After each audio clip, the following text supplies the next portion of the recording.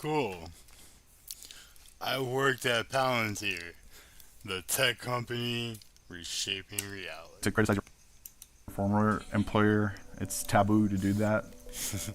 But to criticize an employer that also owns extremely lethal technologies and surveillance technologies that are highly invasive and used in war zones is something else entirely. It's 2025. We're all kind of used to government surveillance. The idea that we're all being watched all the time and don't own our own personal data has become normalized. We're also used to the military. Yeah, they can literally just look at your text messages. People in the FBI, like, it's crazy. Yeah. Yeah, I mean, there's no way to change it. They just like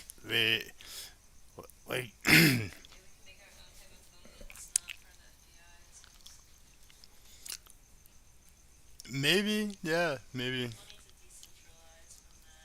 decentralized phone. Maybe we could expose that fact and then like sell a decentralized phone. But like they're gonna be able to hack it though. That's the thing. Anything that works on like ones and zeros, electronics, like any of that, they're gonna be able to. They're just gonna be able to hack into it.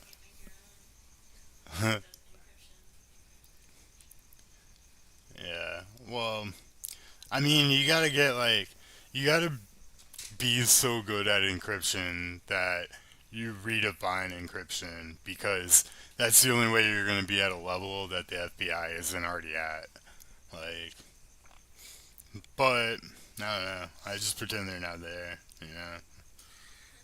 Like, reasons I don't uh, watch adult films. Nah, that isn't. But I just don't. I just don't like that stuff. But yeah. Anyways, I'm not trying to. Spending Yeah. vast amounts of our money on just a few giant defense contractors. But one tech company wants to change both of those things. And become the ultimate military contractor and the ultimate arbiter of all of our data. Palantir is here to disrupt and make the institutions we partner with the very best in the world, and when it's necessary to scare Wow, enemies dude, and that guy looked on like he occasion kill them. Check out lost a fight Palantir with a shares, Tesla surging below. 22% after the company cited a boom in demand for its AI software from the U.S. government. We're doing it. We're doing it. And I'm sure you're enjoying this as much as I am. Palantir, a tech company based here in Denver, claims they can revolutionize government systems with their data analysis software, newly powered by artificial intelligence. They've been hired by the Department of Defense, the FBI, local police departments, and even the IRS and Wendy's to take in the information those organizations collect even more information, and use that data to draw conclusions. It can be used to completely reconfigure organizations' ontology, its reality, what systems matter, what information matters, what processes matter, how they are structured, what biases are introduced at each of those stages. We talked to a former Palantir employee, dug into decades of research, and listened to hours of Alex Karp's Dude, own of work course he's gonna make to his own unwrap the product layers of sound way Palantir's more carefully cultivated advanced than sales it pitch, actually how they is. capitalize on fear, uncertainty, and unrest. I don't think in win-lose. I think in domination. This is a company built for bad times. Bad times mean strong finances internally. Bad times are very good for Palantir because we build products that are robust, that are built for danger. Let's rewind a little. Palantir's story starts with one of the most effective things a company can have for sales: fear. After the September 11th attacks, the United States government began expanding surveillance both at home and abroad. This was, of course, a boon for the defense industry at large.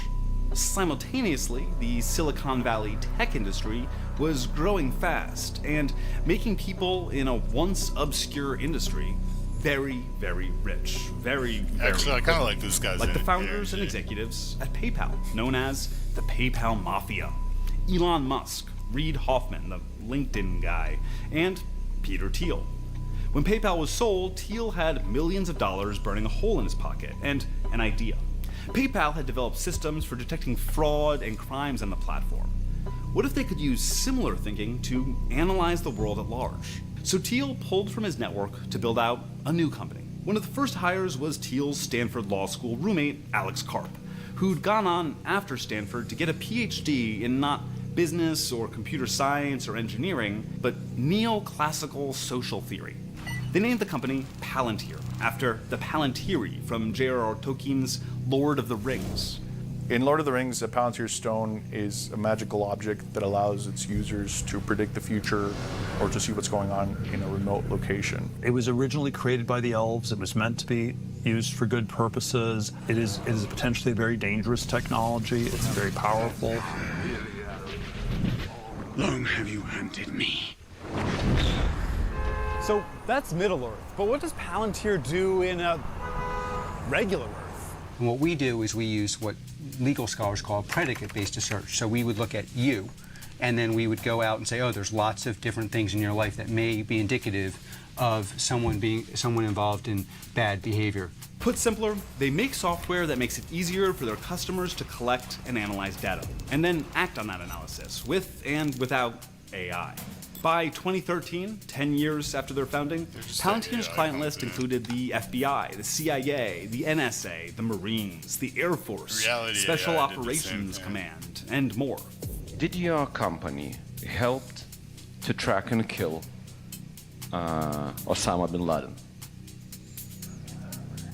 You know, we can never. I'll tell you, the closest thing to an answer is there are when you look at when you open the paper and look in the news about these kind of things, there's a 2/3 chance, depending on the country involved, that somehow my company was involved. Fundamentally, the mission that is pushed to employees is that we're solving the world's hardest problems and supporting Western institutions.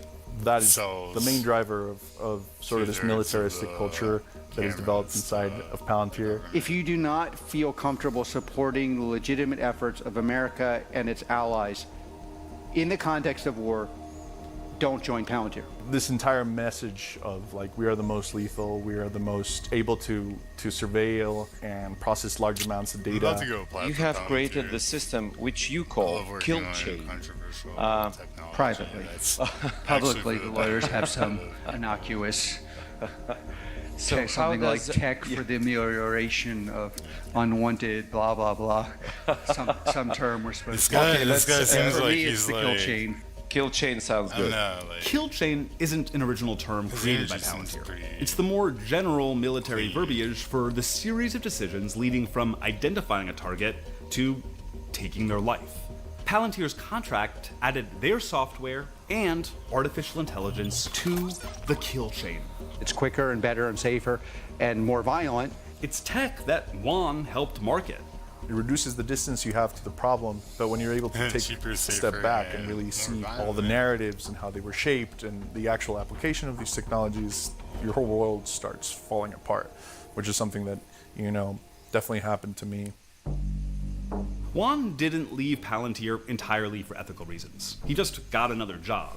But the reason he eventually started speaking out against Palantir came after watching the Israeli invasion of Gaza following the October 7th attacks. Palantir has contracts with the Israeli Defense Forces. The exact nature of the contracts is opaque, intentionally, but there is evidence to suggest that Palantir's artificial intelligence tech was used for selecting targets in Gaza. Karp doesn't mind the controversy. In fact, it's part of the marketing. Palantir will even pick up the projects that other companies rejected for political reasons. We are very comfortable being unpopular. Karp doesn't think controversy will lose Palantir customers. Whatever is pissing them off, they're still buying the product. That's the type of technology. Wendy's hired Palantir to help with their supply chain. Palantir works with health insurance companies to build AI for denials management to protect revenue. Do you want Palantir's AI making decisions about what care is covered for you and your loved ones? They also do business with for-profit hospitals, major investment banks, and even other defense contractors. In 2024, Palantir brought in nearly $2.9 billion in revenue, 55% of which came from government sources, with the vast majority being American. So let's look at their pitch to the American government.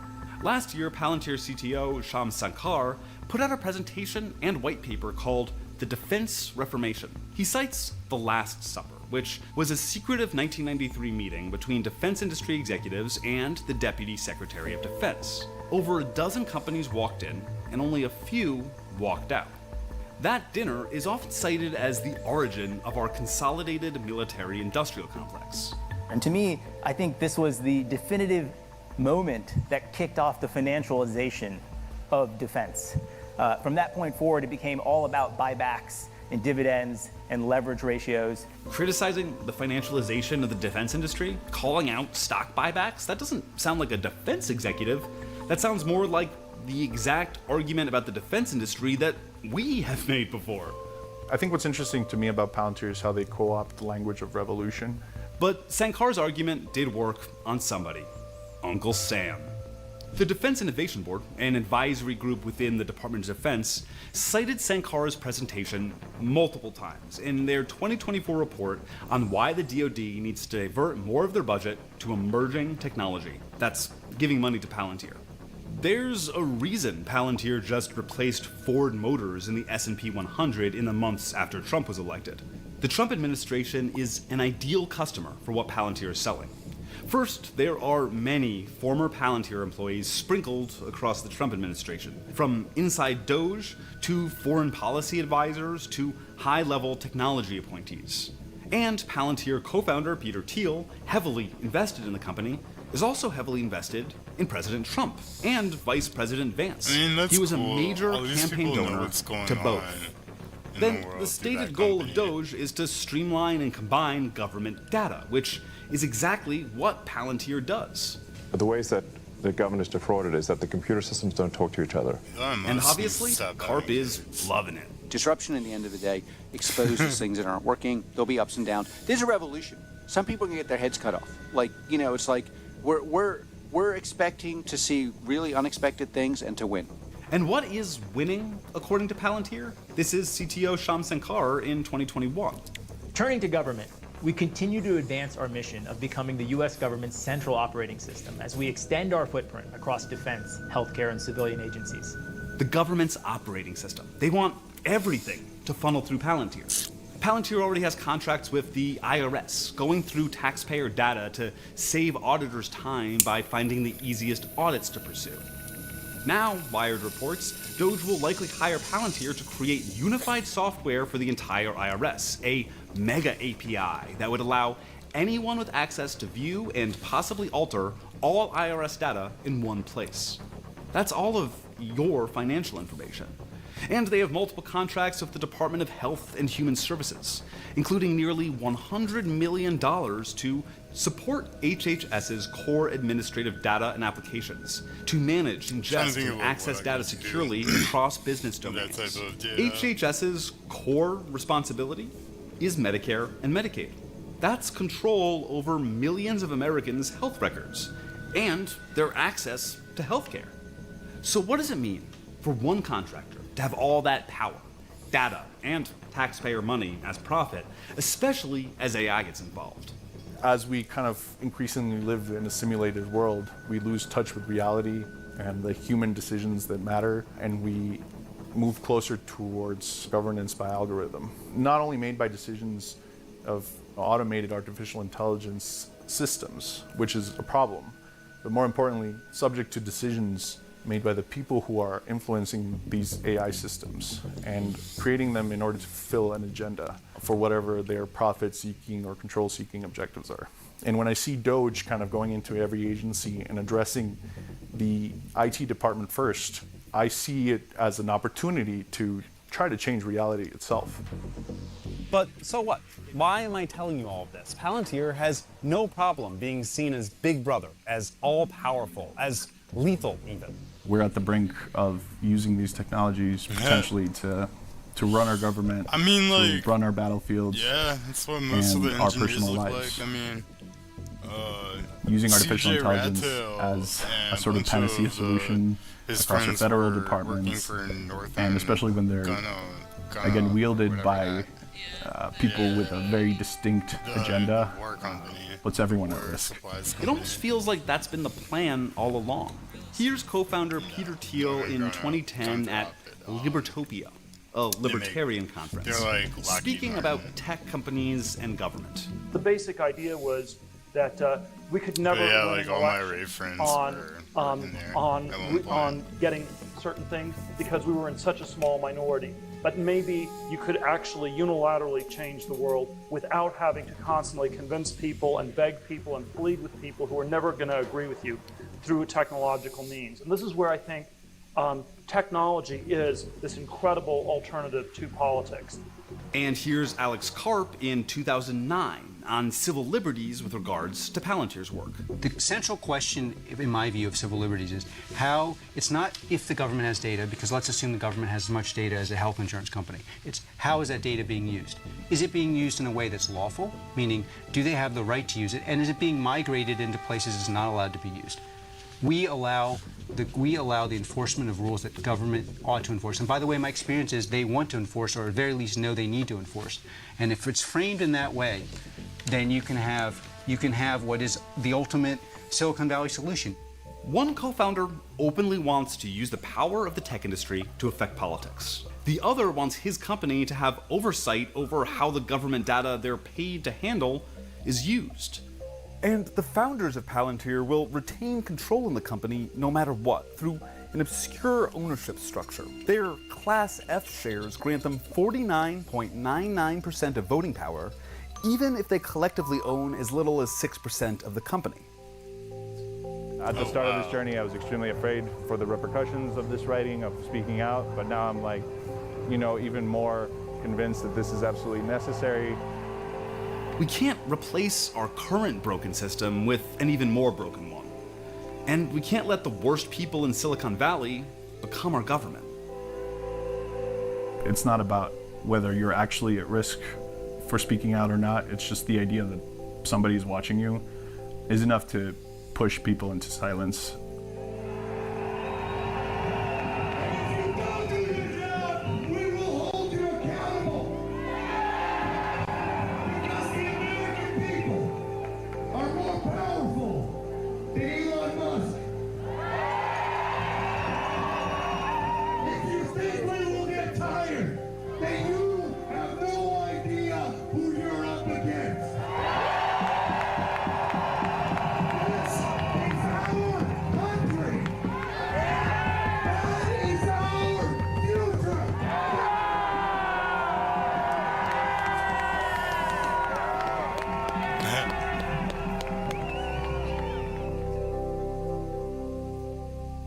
Thank you so much for watching. If you want to support more nonprofit reporting into corporate greed, don't forget to like and subscribe. And let us know in the comments what you'd like to see us cover next. Looks like a bunch of people fucking up their MBAs. Probably gonna get sued.